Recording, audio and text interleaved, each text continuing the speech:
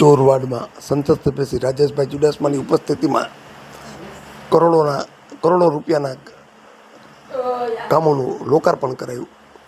ચોરવાડ નગરપાલિકા વિસ્તારમાં તેમજ હોલિડે કમ બીચ સહિત વિવિધ વિસ્તારોમાં સંસદ સભ્ય શ્રી રાજેશભાઈ ચુડાસમાની ઉપસ્થિતિમાં અનેક વિકાસના કામોનું લોકાર્પણ કરાવ્યું. આ પ્રસંગે નગરપાલિકાના પ્રમુખ બેનાબેન ચુડાસમા તેમજ માળિયા માંગરોળના ધારાસભ્ય ભગવાનજીભાઈ કરગઠિયા, કેશોદના ધારાસભ્ય દેવાભાઈ માલમ, વેરાવળના પૂર્વ ધારાસભ્ય રાજસિંહભાઈ જોટવા, પૂર્વ ધારાસભ્ય માધાભાઈ બોરીચા સહિતના આગેવાનો ઉપસ્થિત રહ્યા હતા.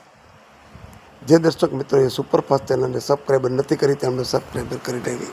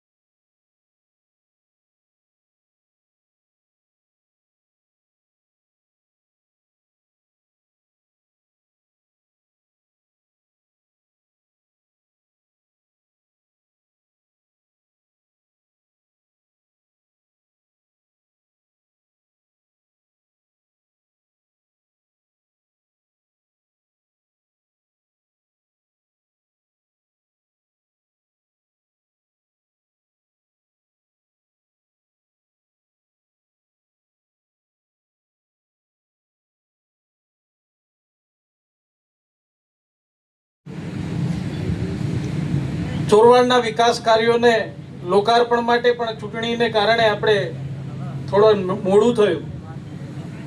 પણ મેં કીધું એમ કે અહીંયા જે જનપ્રતિનિધિઓ બેઠા એમણે પોતે જ્યારે આ વિસ્તારના પ્રતિનિધિત્વ કરતા ત્યારે દરેક વ્યક્તિનું ચોરવાડના વિકાસમાં કંઈ ન કંઈ યોગદાન છે.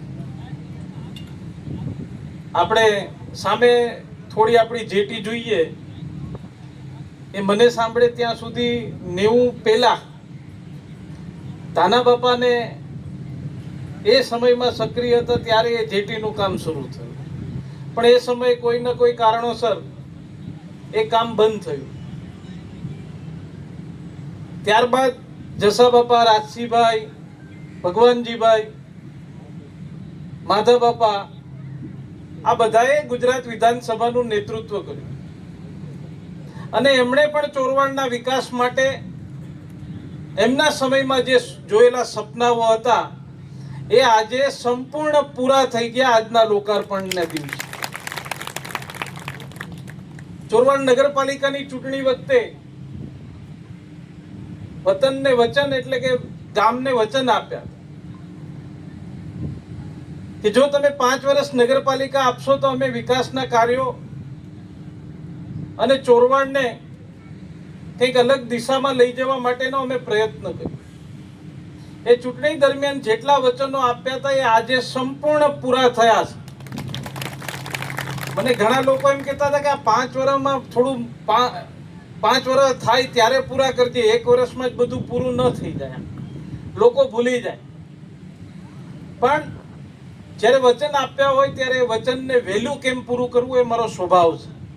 અને